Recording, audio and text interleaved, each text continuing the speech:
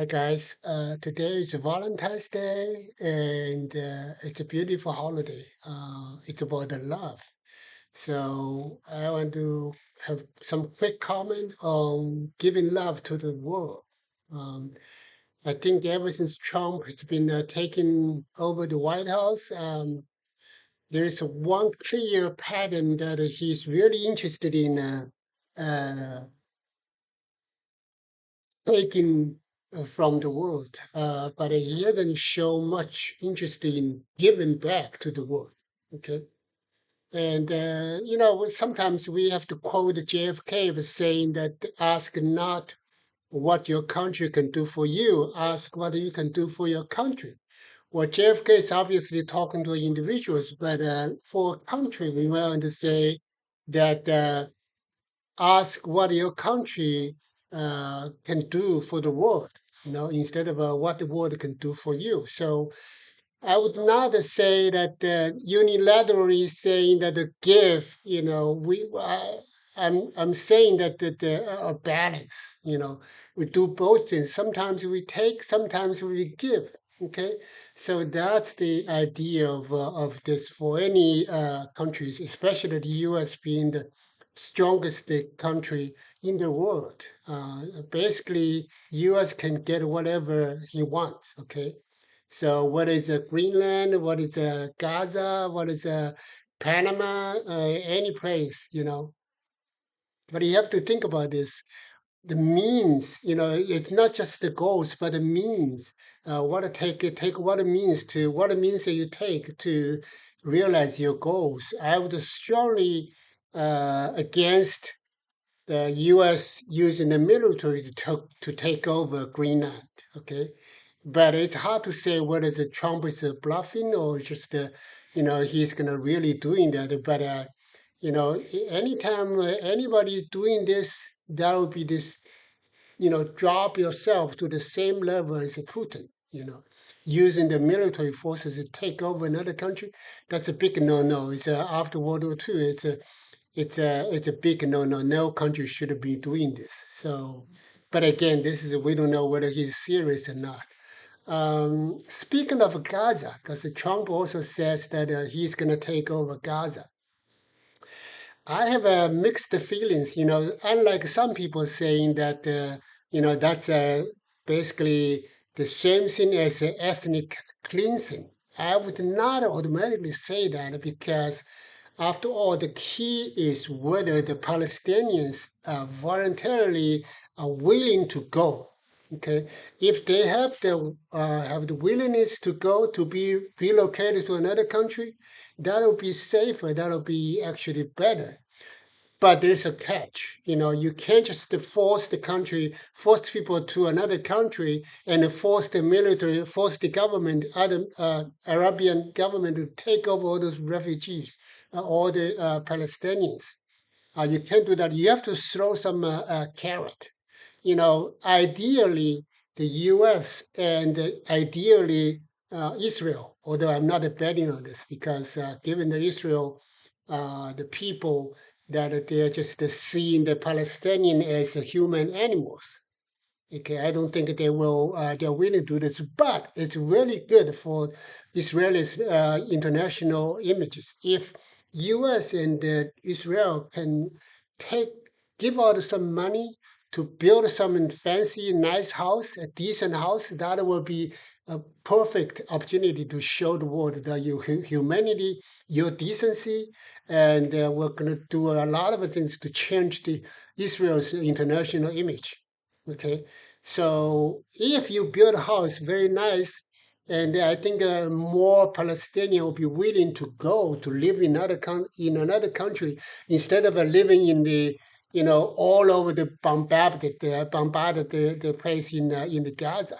It's just basically. I think one guy says that it's not livable Gaza today. So give people the options and let them choose. And then meanwhile, do something. You give some money, especially for Israel. I think it's a one way to compensate the damage that they have produced in Gaza.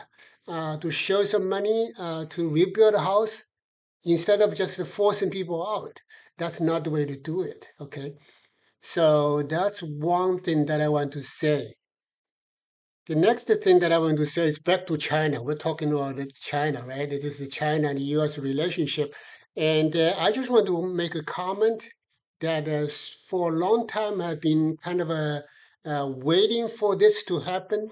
But this time with the deep sea, it seems like we have some Chinese driven by the higher cost. You know, instead of make a quick money instead of a copy and paste of other countries, especially in the U.S. Some Chinese people, especially Mr. Liang Wenfeng, that's the guy behind this DeepSeek. They're started thinking about something different. The cost is higher. I always watched a lot of Chinese movies and TV dramas, and one common theme or cause is that the family revenge. You killed my dad, I'm gonna kill your dad or kill more.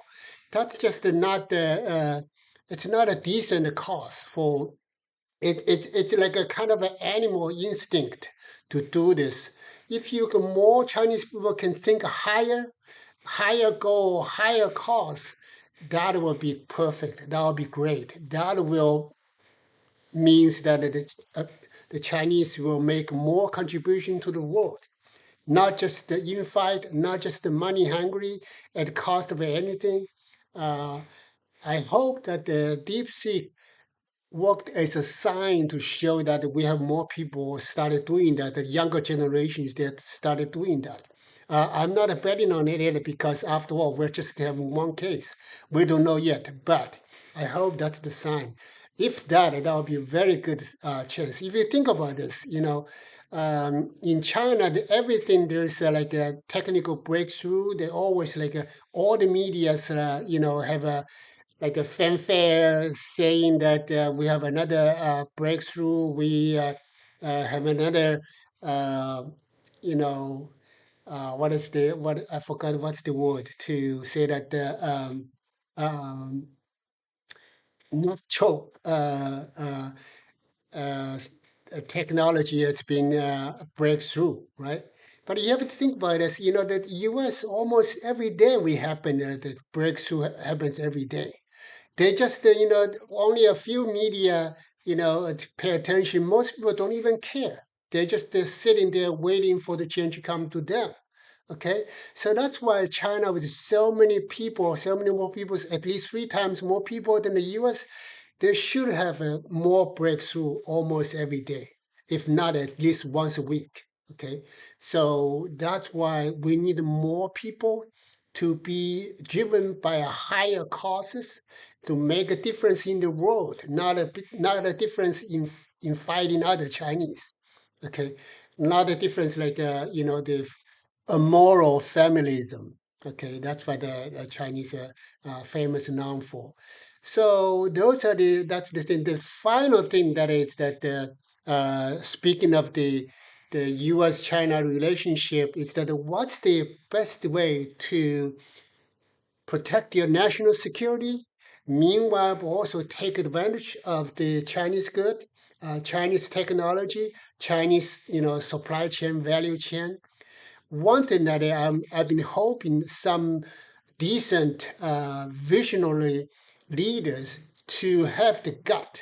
I know it's very difficult now because there's so many people doing this hate Chinese. Suddenly turn themselves into a China hater. I remember when I first came to Wisconsin, Madison, Wisconsin in 1986. And then once I was boarding the bus, and the bus driver asked me, "Hey, are you a Japanese?"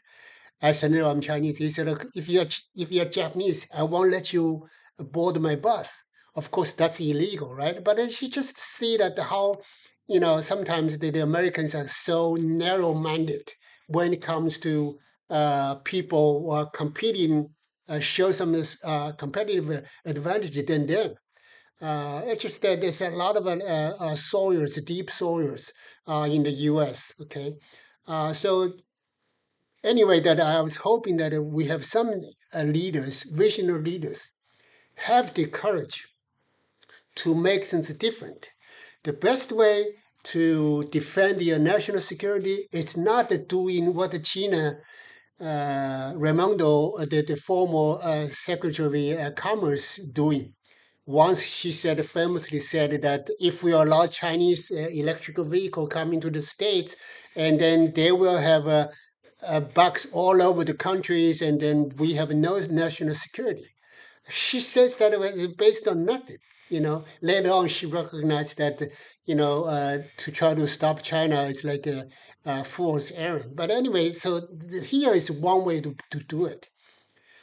We ask the Chinese suppliers to have a plan B for us.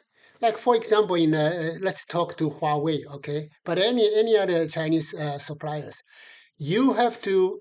We can take your stuff, we can import your stuff, we can use your stuff, but there's a contingency.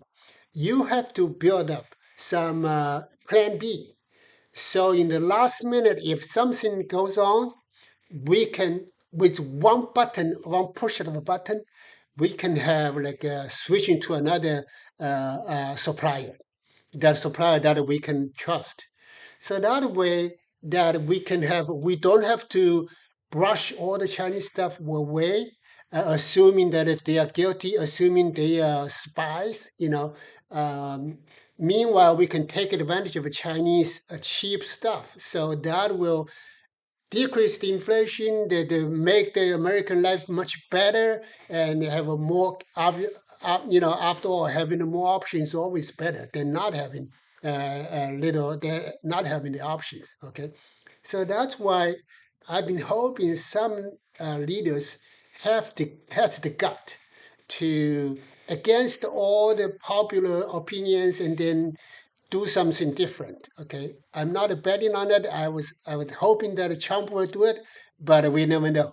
Okay, so that's let's stop here. I think that's the end of my New Year's wish.